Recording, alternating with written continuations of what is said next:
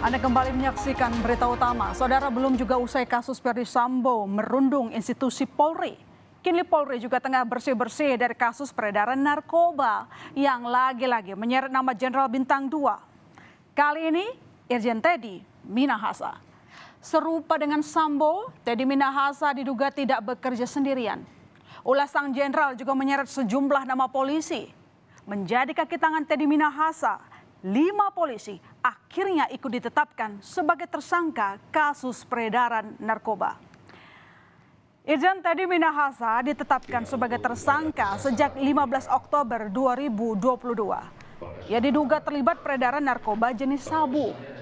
Dengan jabatannya sebagai Kapolda Sumatera Barat kala itu, Teddy Minahasa diduga mengambil sebagian barang bukti narkoba jenis sabu untuk dijual kembali.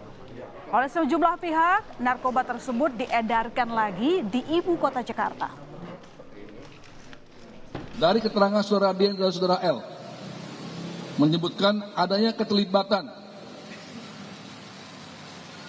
Irjen Pol TM selaku Kapolda Sumbar sebagai pengendali BB 5 kg sabu dari Sumbar, di mana sudah menjadi 3,3 BB yang kita amankan, 3,3 kg BB sabu yang kita amankan, dan 1,7 kg sabu yang sudah dijual oleh saudara DG yang telah kita tahan dan diedarkan di Kampung Bahari.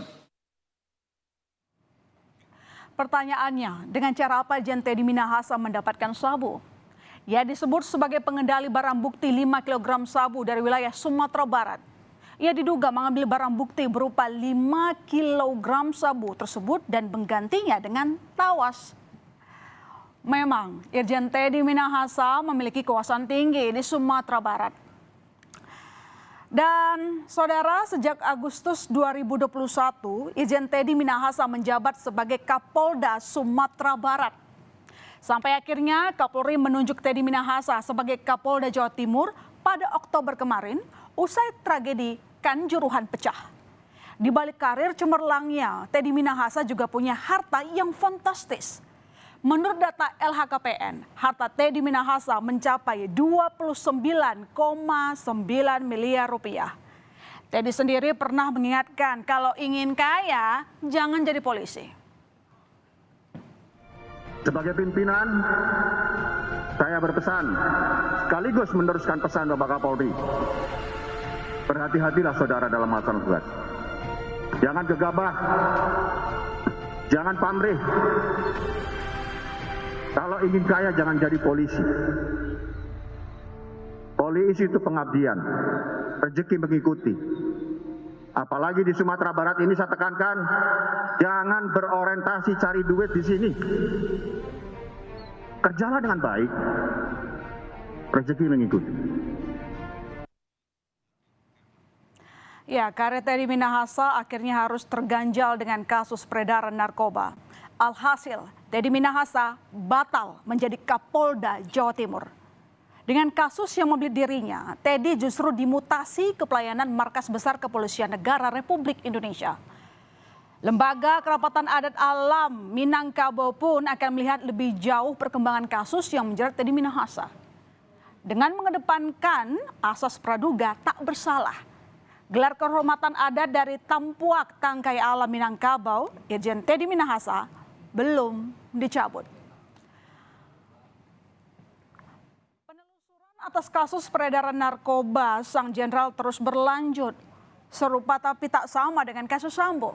Ada 4 polisi lain yang terseret dari total 11 tersangka. Sebanyak 6 tersangka merupakan warga sipil. Yang mencengangkan 5 orang lainnya berasal dari institusi Polri. Selain Irjen Teddy Minahasa, ada mantan Kapolres Bukit Tinggi AKBP Dodi Prawinegara. Ada pula anggota Polres Metro Jakarta Barat Aibda Ade, Kapolsek Kalibaru Kompol KS, dan anggota Polsek Tanjung Priok Aibtu J. Salah satu tersangka yakni AKBP Dodi Prawinegara kini ditahan di rutan Polda Metro Jaya. Ayah Dodi tidak percaya bahwa putranya ikut terseret dalam kasus narkoba atasannya Teddy Minahasa. Hal ini diutarakan ayah Dodi saat berusaha menjenguk putranya di rutan pada Sabtu lalu. Dia bertanggung jawab pada keluarga. Dia menghormati saya sebagai orang tuanya.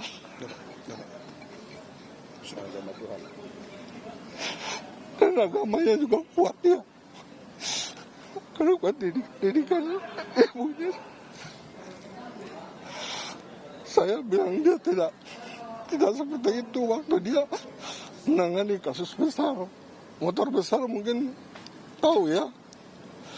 Waktu dia menangani kasus besar di Bukit Tinggi, dia mau dikasih uang 10 miliar, ditolak sama dia.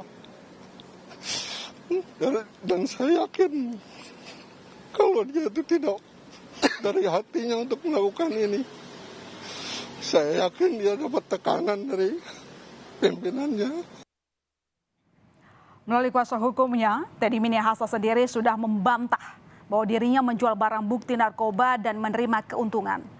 Teddy hanya berniat menjebak Linda Pujastuti yakni pembeli yang juga telah diamankan sebagai tersangka. Meski demikian, skenario menjebak Linda versi Teddy Minahasa ditampik oleh kuasa hukum Linda dan AKP Dodi Prawira Negara. Pada saat Pak Teddy Minahasa mengenalkan Ibu Linda kepada Pak Dodi, itu Pak Dodi bukan lagi menjadi Kapolres Bukit Tinggi. Itu TR-nya baru keluar.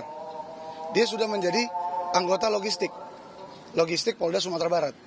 Nah, dia suruh mengungkap dan menangkap Linda, yang sementara itu bagian narkoba. Kenapa Pak Teddy tidak menyuruh aja di narkoba Polda Sumbar? Kenapa harus Pak Dodi? Yang notabene dia adalah anggota logistik Polda Sumbar. Apa masuk logika? Gitu loh. Apa masuk logika seorang anggota logistik disuruh ungkap narkoba dengan menjebak Linda, klien saya juga. Dan hari ini kuasa hukum AKBP Dodi Prawira Negara berencana mengajukan permohonan kliennya sebagai penguak fakta atau justice collaborator. Permohonan juga akan diajukan bagi Linda Pujastuti dan Samsul Marif. Lembaga Pelindungan Saksi dan Korban akan mempertimbangkan permohonan tersebut. Yang juga menyedot perhatian adalah kuasa hukum yang awalnya membela Teddy Minahasa, yakni Henry Yosodiningrat. Kini justru mundur sebagai pengacara Teddy. Keterlibatan Henry cukup memantik perhatian karena Henry dikenal sebagai pegiat gerakan nasional anti narkotika. Teddy pernah mengungkapkan bahwa dirinya membela Teddy yang terbukti negatif dalam tes narkoba. Menurut Henry, Teddy hanya berupaya menjebak salah satu tersangka. Kita lihat pernyataan pada 18 Oktober lalu, saudara. Dia teringat bahwa ada barang yang disisihkan oleh Kapolres. Kemudian dia pertemukanlah. Tujuannya apa? Tujuannya untuk menjebak si Linda. Tapi yang terjadi apa? Bukan menjebak, malah dilepasnya benda itu di Jakarta, transaksi di Jakarta. Itu yang membuat Teddy juga kecewa. Di luar kewenangan saya dong kalau di Jakarta. Berapa hasil penjualan Teddy nggak tahu. Lihat juga nggak tahu, apalagi menerima. Dan saya harus percaya itu. Karena dia bersumpah dulu. Saya bilang, saya minta kamu jelaskan dengan saya sejujurnya.